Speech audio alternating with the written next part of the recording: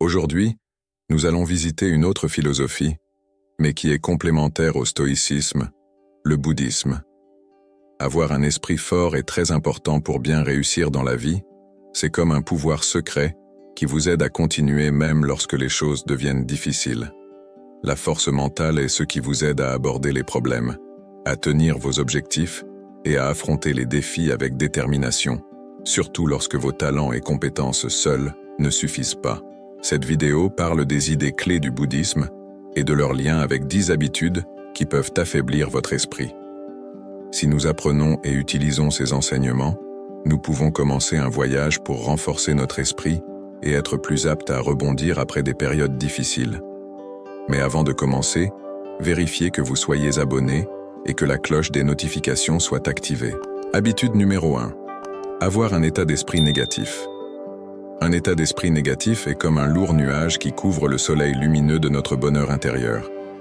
C'est une habitude qui nous rend mentalement faibles, car elle colore tout dans notre vie de teintes de morosité et de désespoir. Lorsque nous nous concentrons constamment sur les mauvaises choses, nous manquons les bonnes choses qui se passent autour de nous. C'est comme porter des lunettes noires. Tout semble sombre, même les beaux moments. Si nous pensons toujours négativement, nous commençons à croire que tout est mauvais et que le succès et le bonheur sont impossibles. Cette perspective mentale devient une prophétie autoréalisatrice, influençant nos actions et décisions. Nous pouvons avoir peur de prendre des risques ou d'essayer de nouvelles choses parce que nous nous sommes convaincus qu'ils échoueront. Pour surmonter un état d'esprit négatif, nous pouvons nous tourner vers les enseignements du bouddhisme. Une idée clé est la pleine conscience, qui signifie prêter attention à nos pensées sans les juger. Au lieu de laisser les pensées négatives prendre le dessus, nous pouvons les reconnaître puis choisir de nous concentrer sur des aspects positifs. C'est comme balayer les nuages pour laisser passer le soleil. Le bouddhisme introduit également la pratique de la méditation de bienveillance aimante, qui implique de diriger des pensées chaleureuses et positives vers nous-mêmes et les autres. En pratiquant régulièrement la bienveillance aimante, nous changeons progressivement notre état d'esprit de la négativité à une perspective plus compatissante et positive. Le concept d'impermanence dans le bouddhisme nous enseigne que tout change. Les mauvais moments passeront, tout comme les bons. En sachant cela, nous pouvons affronter les défis avec un esprit plus résilient, comprenant que les difficultés ne sont pas permanentes. En embrassant ces enseignements bouddhistes, nous nous donnons le pouvoir de nous libérer des chaînes de la négativité et de cultiver un esprit positif et résilient. Habitude numéro 2. Se plaindre de choses hors de notre contrôle. Se plaindre de choses hors de notre contrôle, c'est comme tenir un charbon ardent. Cela ne fait que nous blesser. Cette habitude affaiblit notre esprit car elle met notre attention sur ce qui ne va pas, plutôt que sur la recherche de solutions. C'est comme être coincé dans des sables mouvants. Plus nous nous plaignons, plus nous nous enfonçons dans la négativité. Les enseignements du bouddhisme éclairent pourquoi cette habitude nous rend mentalement faibles et comment nous pouvons nous libérer de son emprise. Lorsque nous nous plaignons, nous oublions souvent l'impermanence, une idée importante dans le bouddhisme. L'impermanence signifie que tout change constamment. Se plaindre nous fait croire que les choses ne s'amélioreront jamais, nous enfermant dans un cycle de mécontentement. Au lieu de voir les défis comme temporaires, nous les rendons semblables à des problèmes permanents. Pour surmonter l'habitude de se plaindre, nous pouvons pratiquer l'acceptation. Cela signifie comprendre que la vie a des hauts et des bas et que nous ne pouvons pas tout contrôler. L'acceptation, c'est comme apprendre à danser sous la pluie au lieu de se plaindre de l'orage. En acceptant ce que nous ne pouvons pas changer, nous nous libérons du lourd fardeau de la plainte constante.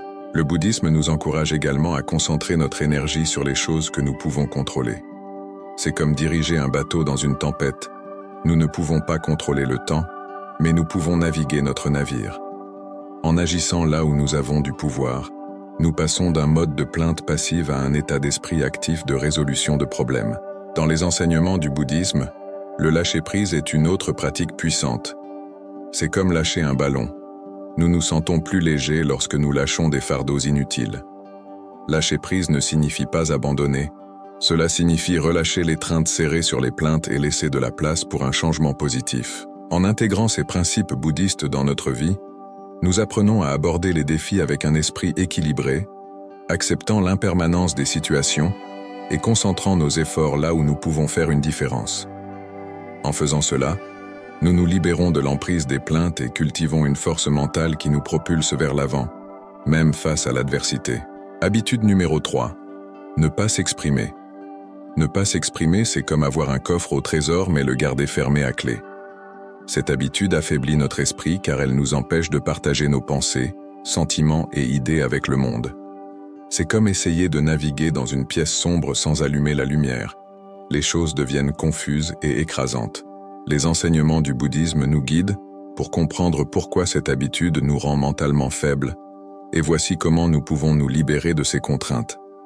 Dans le bouddhisme, s'exprimer de manière authentique est considéré comme essentiel pour construire une solide fondation pour le bien-être mental. Lorsque nous retenons nos pensées et émotions, c'est comme si nous emprisonnions une boisson gazeuse. La pression monte, et finalement, cela pourrait exploser. Cette explosion pourrait se manifester sous forme de stress, d'anxiété ou d'un sentiment d'accablement, parce que nous n'avons pas exprimé ce qui est à l'intérieur. La pratique de la parole juste dans le bouddhisme nous encourage à communiquer avec vérité, gentillesse et pleine conscience. C'est comme planter des graines de positivité. Lorsque nous parlons, nos mots peuvent grandir en un jardin de compréhension et de connexion. En alignant nos mots avec ces principes, nous construisons un pont entre nous et les autres, favorisant des relations authentiques. Pour surmonter l'habitude de ne pas s'exprimer, la pleine conscience devient un outil précieux. La pleine conscience est comme un miroir. Elle reflète nos pensées et nous aide à prendre conscience de nos sentiments. En étant présents dans le moment, nous pouvons observer nos pensées sans jugement et nous exprimer avec clarté et compassion. S'exprimer ne concerne pas seulement les mots. Cela peut aussi impliquer la communication non verbale, comme le langage corporel et les gestes. Ces expressions non dites sont comme un langage secret, véhiculant nos sentiments et pensées, même quand nous ne disons pas un mot. En étant conscients de notre communication non verbale, nous améliorons notre capacité à nous exprimer authentiquement. En intégrant ces enseignements bouddhistes dans notre vie, nous apprenons que l'expression authentique est non seulement libératrice pour nous-mêmes, mais contribue également au bien-être de ceux qui nous entourent. C'est comme ouvrir une fenêtre pour laisser entrer de l'air frais. S'exprimer permet à la lumière de la compréhension et de la connexion d'éclairer notre espace mental. En nous libérant de l'habitude de ne pas nous exprimer, nous entamons un voyage vers l'authenticité, construisant un esprit résilient et autonome. Habitude numéro 4. Blâmer les autres pour ses problèmes. Blâmer les autres pour nos problèmes, c'est comme essayer de courir une course avec un sac à dos plein de pierres. Cela nous alourdit et ralentit notre progression.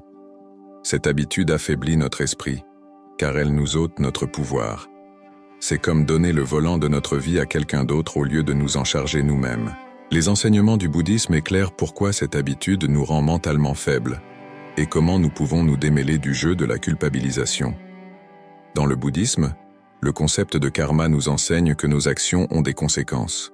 Blâmer les autres, c'est comme ignorer cette loi. C'est refuser de reconnaître que nous jouons un rôle dans le déroulement de notre propre vie.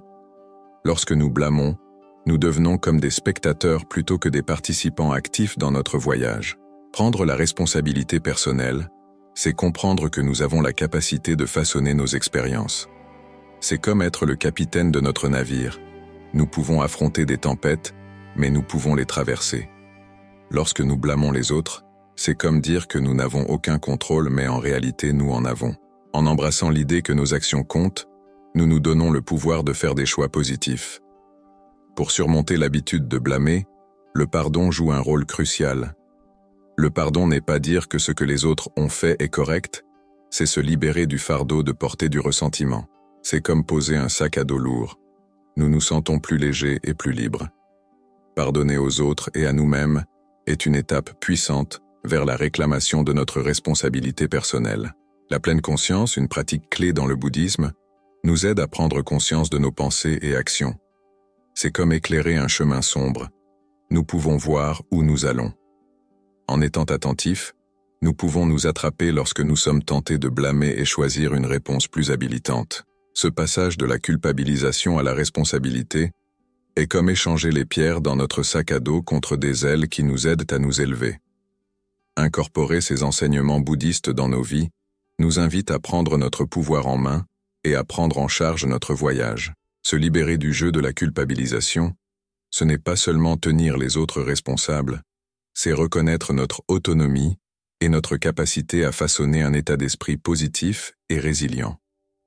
En nous éloignant de la culpabilisation et en embrassant la responsabilité personnelle, nous entamons un voyage vers la force mentale et l'autonomisation. Habitude numéro 5. Fantasmer au lieu de visualiser. Fantasmer au lieu de visualiser, c'est comme construire des châteaux en l'air. Ils peuvent être beaux, mais ils manquent d'une fondation solide. Cette habitude affaiblit notre esprit, car elle nous déconnecte de la réalité de notre moment présent. C'est comme poursuivre des mirages dans un désert. Nous pourrions ne jamais atteindre ce que nous désirons. Les enseignements du bouddhisme offrent des perspectives sur pourquoi cette habitude nous rend mentalement faibles et comment nous pouvons passer des fantasmes à la visualisation pour un état d'esprit plus ancré et positif. Les fantasmes impliquent souvent des scénarios irréalistes et pensées pieuses. C'est comme s'attendre à trouver un pot d'or au bout de l'arc-en-ciel. Une belle idée mais pas ancrée dans la réalité. Quand nous nous perdons dans les fantasmes, c'est comme rêver éveillé en manquant la beauté du moment présent. Cette habitude nous affaiblit car elle peut conduire à la déception lorsque la réalité ne correspond pas à nos scénarios imaginés. La visualisation, en revanche, implique de créer des images mentales d'objectifs réalisables. C'est comme avoir une carte au trésor. Nous pouvons tracer un parcours pour atteindre nos aspirations. Le bouddhisme met l'accent sur l'importance de la bonne intention et de la bonne action, qui s'alignent avec la visualisation de résultats positifs et la prise de mesures pratiques pour les réaliser. En ancrant nos aspirations dans la réalité, nous comblons l'écart entre les rêves et les objectifs réalisables. Les enseignements de l'impermanence dans le bouddhisme nous rappellent que le changement est constant.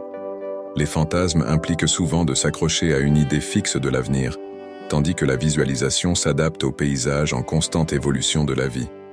C'est comme surfer sur une vague au lieu d'essayer de s'accrocher au rivage. Nous bougeons avec le flux de la vie. En reconnaissant l'impermanence de toute chose, nous développons un état d'esprit plus flexible et résilient. Pour surmonter l'habitude de fantasmer, la pleine conscience devient un outil précieux. C'est comme mettre des lunettes qui nous aident à voir clairement le présent. Nous prenons conscience de nos pensées et les guidons doucement vers une visualisation positive et réaliste. La pleine conscience nous permet d'apprécier la beauté du moment présent, tout en travaillant activement vers nos objectifs. En intégrant ces enseignements dans notre vie, nous sommes encouragés à passer des fantasmes à la visualisation, favorisant un état d'esprit plus positif et ancré. En embrassant les principes d'impermanence, de bonne intention et de pleine conscience, nous nous libérons de l'habitude de construire des châteaux en l'air. La visualisation devient un allié puissant, nous aidant à manifester des réalités positives et à naviguer dans le voyage de la vie avec un but et une résilience. Habitude numéro 6. Ne pas prendre le temps pour les relations personnelles. Négliger les relations personnelles, c'est comme avoir un jardin, mais oublier d'arroser les plantes. Avec le temps, tout dépérit. Cette habitude affaiblit notre esprit car les êtres humains sont des êtres sociaux et les connexions significatives apportent joie et soutien. C'est comme essayer de naviguer un bateau sans vent. Nous pourrions bouger, mais c'est un voyage lent et solitaire. Les enseignements du bouddhisme nous guident pour comprendre pourquoi cette habitude nous rend mentalement faibles et comment nous pouvons cultiver des liens plus forts grâce au don du temps. Négliger les connexions personnelles, c'est comme fermer la porte à une maison chaleureuse et accueillante. Nous manquons le confort et le soutien que les relations peuvent fournir.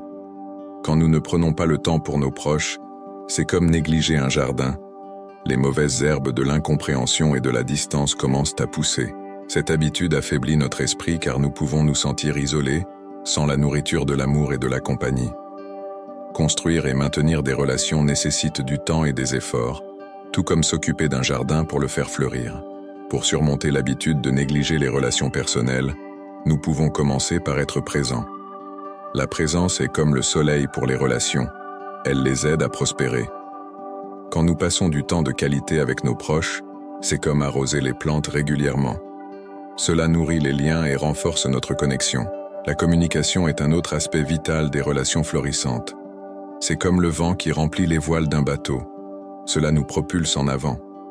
Prendre le temps d'écouter et de partager nos pensées et sentiments, c'est comme l'eau qui garde le jardin des relations vibrant et vivant.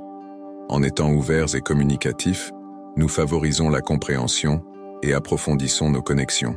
Le bouddhisme nous encourage à reconnaître l'impermanence de la vie, y compris le temps que nous avons avec nos proches. C'est comme savourer un délicieux repas. Nous l'apprécions davantage quand nous savons qu'il ne durera pas éternellement. En comprenant la nature éphémère du temps, nous devenons motivés à prioriser les relations et à investir le don de notre temps dans ceux qui nous sont chers. En intégrant ces enseignements dans notre vie, nous nous rappelons que les relations personnelles sont comme les fils qui tissent le tissu de notre bien-être. En prenant le temps pour nos proches, nous cultivons un système de soutien qui renforce notre esprit et enrichit nos vies. Se libérer de l'habitude de négliger les relations personnelles nous permet de naviguer dans le voyage de la vie avec des compagnons à nos côtés, rendant le voyage plus joyeux et épanouissant. Habitude numéro 7. Laissez vos émotions vous dominer. Laisser les émotions nous dominer, c'est comme être emporté par un fort courant de rivière. Nous perdons le contrôle et la direction. Cette habitude affaiblit notre esprit car les émotions, lorsqu'elles ne sont pas gérées, peuvent devenir accablantes et nous égarer. C'est comme être dans une tempête sans la boussole. Nous pourrions nous perdre dans la turbulence. Les enseignements du bouddhisme nous guident pour comprendre pourquoi cette habitude nous rend mentalement faibles et comment nous pouvons développer une intelligence émotionnelle pour naviguer dans le courant de nos sentiments. Dans le bouddhisme, la pleine conscience est une pratique puissante qui nous encourage à observer nos émotions sans être emportés par elles. C'est comme se tenir sur la rive du fleuve et regarder l'eau couler. Nous pouvons être témoins de nos émotions sans être submergés. Quand nous laissons nos émotions nous dominer, c'est comme être pris dans une tempête sans ancre. Nous sommes ballottés et il devient difficile de trouver notre chemin. Le concept d'intelligence émotionnelle implique de reconnaître, comprendre et gérer nos propres émotions, ainsi que d'empathiser avec les émotions des autres. C'est comme avoir une boussole dans la tempête, cela nous aide à naviguer à travers les défis et à maintenir un cap stable. Lorsque nous laissons nos émotions nous contrôler, c'est comme remettre le volant à une force turbulente, risquant de se perdre dans le chaos. Pour surmonter l'habitude de laisser les émotions nous dominer, la pleine conscience devient un allié précieux. La pleine conscience est comme un bateau solide. Elle nous aide à naviguer à travers les vagues sans chavirer. En étant présents dans le moment et en observant nos émotions avec curiosité et sans jugement, nous acquérons la capacité de répondre sagement au lieu de réagir impulsivement. Le bouddhisme nous encourage à cultiver un esprit équilibré à travers des pratiques comme la méditation de bienveillance aimante. C'est comme planter des graines de compassion dans nos cœurs. Ces graines grandissent en un jardin qui nous permet de répondre aux émotions avec bienveillance envers nous-mêmes et les autres. En embrassant l'intelligence émotionnelle, nous développons un ensemble de compétences qui nous permet de comprendre, naviguer et apprendre de nos émotions. En intégrant ces enseignements dans notre vie, nous nous libérons de l'habitude de laisser les émotions nous dominer. Au lieu d'être à la merci des tempêtes émotionnelles, nous devenons capitaines de nos navires émotionnels, naviguant avec pleine conscience et compassion. En cultivant l'intelligence émotionnelle, nous naviguons dans les mers des sentiments avec résilience, maintenant un cap stable vers la force mentale et le bien-être. Habitude numéro 8, essayez de tout contrôler. Essayer de tout contrôler, c'est comme jongler avec trop de balles. C'est épuisant, et finalement, nous pourrions toutes les laisser tomber. Cette habitude affaiblit notre esprit car elle nous prépare à la frustration et à la déception. C'est comme essayer d'attraper le vent, impossible et frustrant. Les enseignements du bouddhisme nous guident pour comprendre pourquoi cette habitude nous rend mentalement faibles et comment nous pouvons trouver l'autonomisation dans le paradoxe de l'abandon du contrôle. Dans le bouddhisme, le concept de non-attachement nous enseigne à lâcher prise de l'illusion du contrôle. C'est comme réaliser que nous ne pouvons pas retenir les nuages. Ils changent et se déplacent constamment. Lorsque nous essayons de tout contrôler, c'est comme essayer de retenir l'eau. Elle glisse entre nos doigts, nous laissant impuissants. Abandonner le contrôle ne signifie pas abandonner, mais plutôt reconnaître les limites de notre influence. C'est comme planter des graines dans un jardin, nous les nourrissons, mais nous ne pouvons pas contrôler la météo. La météo peut apporter pluie ou soleil, mais notre rôle est de prendre soin du jardin avec attention. Lorsque nous acceptons que certaines choses sont hors de notre contrôle, nous nous libérons de la lutte constante un peu comme relâcher un poing serré. Pour surmonter l'habitude d'essayer de tout contrôler, la pleine conscience devient notre allié. La pleine conscience est comme une ancre stable. Elle nous maintient ancrés dans le moment présent. En nous concentrant sur ce que nous pouvons influencer et en lâchant prise sur le reste, nous naviguons dans les mers de l'incertitude avec grâce et résilience. Le bouddhisme nous encourage à embrasser le paradoxe selon lequel abandonner le contrôle mène à la véritable autonomisation. C'est comme réaliser qu'en relâchant notre emprise, nous gagnons la force de faire face aux défis de la vie. Lorsque nous abandonnons le besoin de contrôler, c'est comme ouvrir nos mains pour recevoir ce que la vie a à offrir, plutôt que de s'accrocher à nos idées préconçues. Intégrer ces enseignements dans notre vie nous invite à lâcher le fardeau d'essayer de tout contrôler. En abandonnant l'illusion du contrôle, nous trouvons paradoxalement l'autonomisation, comme une voile attrapant le vent, nous propulsant en avant avec un sentiment de liberté. En nous libérant de l'habitude de gérer chaque aspect de la vie, nous découvrons la force qui vient de l'acceptation du flux et reflux de l'existence. Habitude numéro 9. Ressasser le passé. Ressasser le passé, c'est comme porter un sac à dos lourd plein de vieilles affaires. Cela nous ralentit et rend le voyage plus difficile. Cette habitude affaiblit notre esprit car elle nous maintient coincés dans ce qui s'est déjà passé, nous empêchant de profiter pleinement du présent ou de se tourner vers l'avenir. C'est comme essayer de conduire une voiture en regardant constamment dans le rétroviseur. Nous sommes susceptibles de manquer ce qui est devant nous. Les enseignements du bouddhisme nous aident à comprendre pourquoi ressasser le passé nous rend mentalement faibles et comment nous pouvons nous libérer de ces chaînes. Dans le bouddhisme, la pratique de la pleine conscience nous apprend à être présent ici et maintenant. C'est comme ouvrir les fenêtres pour laisser entrer l'air frais. Cela élimine la sensation d'étouffement due au fait de ressasser le passé. Quand nous ressassons ce qui est derrière nous, c'est comme essayer de marcher à reculons. Nous pourrions trébucher et perdre notre chemin. En lâchant prise sur le passé, nous créons de l'espace pour de nouvelles expériences et opportunités. Ressasser le passé nous attache également à de vieilles blessures et rancœurs. C'est comme garder une plaie couverte d'un bandage longtemps après sa guérison. Cela nous empêche de pleinement embrasser la vie. Le bouddhisme nous encourage à pratiquer le pardon, pas seulement pour les autres, mais aussi pour nous-mêmes. Le pardon est comme ouvrir la porte pour libérer le passé. Cela nous permet d'entrer dans le présent sans fardeau. Les enseignements de l'impermanence dans le bouddhisme nous rappellent que tout change. C'est comme regarder un fleuve couler, l'eau ne reste jamais la même. Quand nous nous accrochons au passé, c'est comme essayer de geler le fleuve. Il devient stagnant et perd sa vitalité. En reconnaissant l'impermanence de toute chose, nous nous libérons des chaînes qui nous lient aux expériences passées. Pour surmonter l'habitude de ressasser le passé, l'autocompassion est cruciale.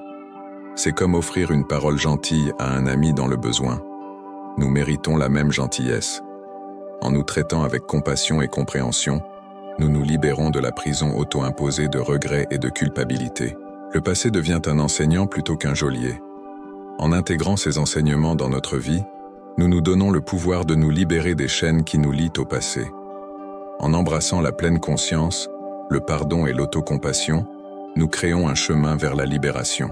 Se libérer de l'habitude de ressasser le passé nous permet d'entrer dans le présent avec légèreté et ouverture, prêts à embrasser les moments qui se déroulent dans nos vies. Habitude numéro 10. S'inquiéter de ce que disent et font les autres. S'inquiéter de ce que disent et font les autres, c'est comme porter un sac à dos lourd, rempli des pensées d'autres personnes. Cela encombre notre esprit et entrave notre authenticité. Cette habitude nous affaiblit car elle lie notre estime de soi aux opinions externes, comme naviguer un bateau qui est ballotté par chaque vague passante.